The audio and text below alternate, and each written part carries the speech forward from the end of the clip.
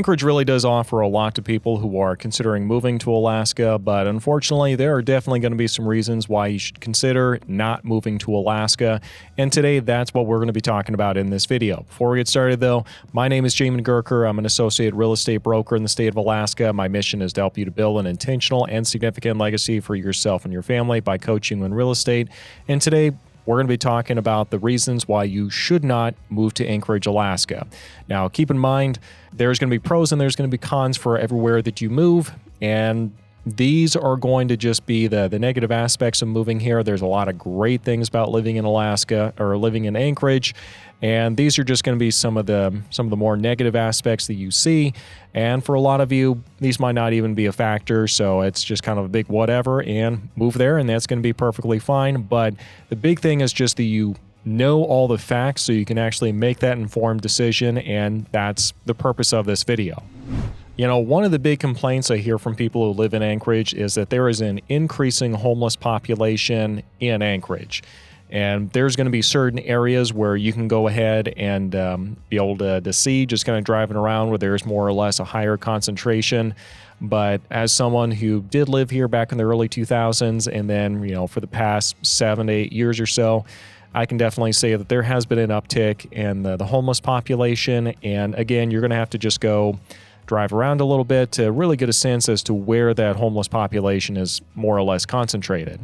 The next thing that we see is that there's really kind of a soft on crime approach up here, and I know that's not anything that's really particularly unique for Anchorage. I'm compared to the lower 48, but it is something that we have definitely seen up here.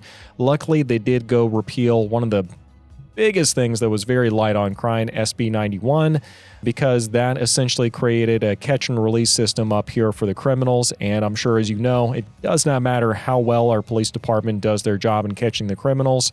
If we are catching them and then putting them in jail just for them to get out, that does absolutely no good for anybody, and actually just completely takes the spirit out of the police department, because all their work and putting themselves in harm's way just got completely disrespected and thrown out the window because we didn't have the will in our justice system to actually prosecute and make things actually happen to protect the community.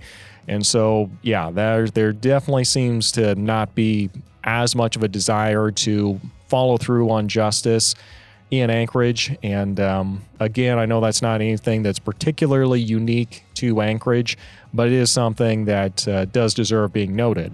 Moving on from the justice system, the homeless population, is the fact that we do in fact have older homes in Anchorage. I did a study a little while ago and showed that the average home in Anchorage was actually closer to about 1980, and the average home built in the Mat-Su Valley was about 2000, maybe 2005 or so. And this really does show that Anchorage as a whole is getting older. Lots here are going to be significantly smaller just because we don't have all the space like they do in the Mat-Su Valley, where it's just incredibly spread out and everyone's got like half an acre, plus out there. In some parts of Anchorage, you're going to be happy if you can have a 0 lot line. So, you know, this is all just something you should be aware of if you're considering Anchorage. Yes, the homes are going to be older, and the lot sizes are also going to be smaller. Last but not least, I would say that the roads in Anchorage do take a little bit longer to actually get plowed. You know, I've lived in Wasilla before, and I can tell you the roads there do tend to get plowed pretty quickly. Exactly why it is that is the case, it's not my place to really say. I've got some theories, but it's not my place to say. Feel free to reach out to me. I'd be more than happy to chat at that point.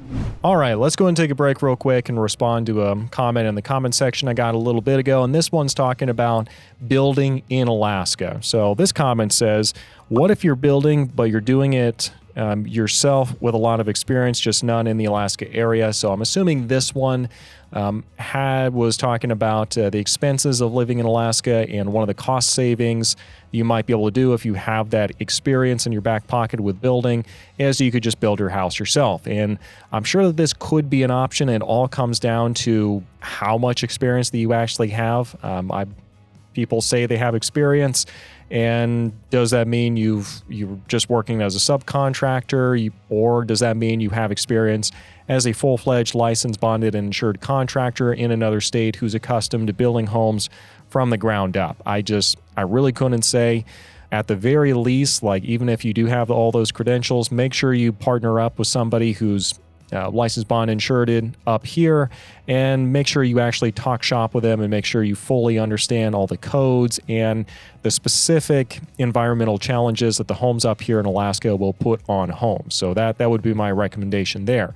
Also, I do host a podcast for those considering moving to Alaska called the Alaskan Journey Podcast. So if you are considering moving to Alaska, do make sure you go check that out. I interview people who've recently moved up here, and that gives you a lot of good tips, tricks, and everything else along the way you'll need in order to make your move as smooth and successful as possible. Now, let's go ahead and finish up today's video. Now, one of the other things that I would mention about moving to Anchorage is that you're going to be able to get to remote places, which I know is kind of the big draw for a lot of people if they're moving to Alaska or even just spending time up here. Hey, I want to go somewhere where hardly anyone has ever been. And that's great. And you can do that from Anchorage. It's just going to be a little bit more challenging is all. So, that's just something to keep in mind. You're really on the well-trodden path when you're living in Anchorage. Another thing, and I know this is going to really sound like I'm really going to come across as being a little whiner here, but the parking in downtown Anchorage really is not awesome, at least in my opinion. Like, it aggravates me every time I go to park down there because there's never enough room, and I feel like I'm constantly getting price gouged on the cost of the parking down there.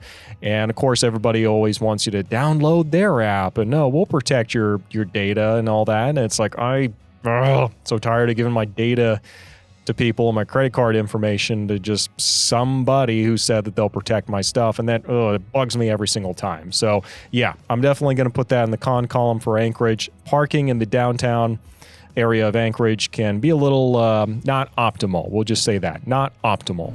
Last but not least, one of the downsides of living in Anchorage is that certain areas you can definitely see a much higher incidence of drug use there. So use the crime app. Make sure you are comfortable with whatever area it is that you're moving into. I'm not going to say specifically which areas you're going to have a much higher incidence of drug use and drug-related crimes. That's rude. Also, I don't want to steer you in one area or out of one area based solely off of that.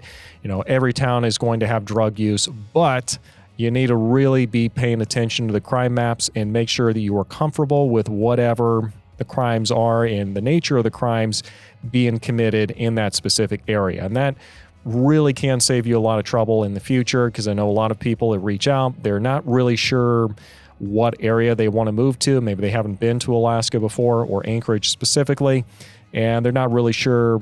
They want to ask, is this a good area or is this a bad area? I can't really say, because I'm not allowed to steer you into or out of any area. And the best thing I can say, check out the crime map, and then go a step further.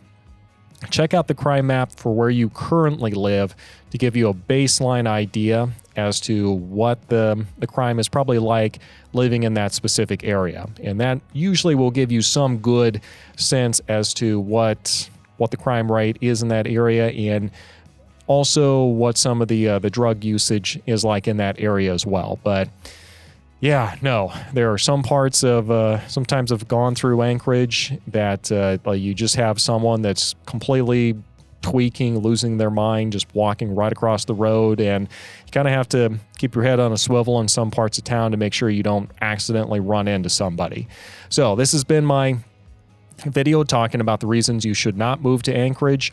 Like I said before, I'm only focusing on the negatives here, and Anchorage has a lot of great things to offer, like the pace of life, easy access to work, the conveniences, being able to fairly quickly get to a lot of the attractions in Alaska that draws a lot of people here without necessarily having to live more remote.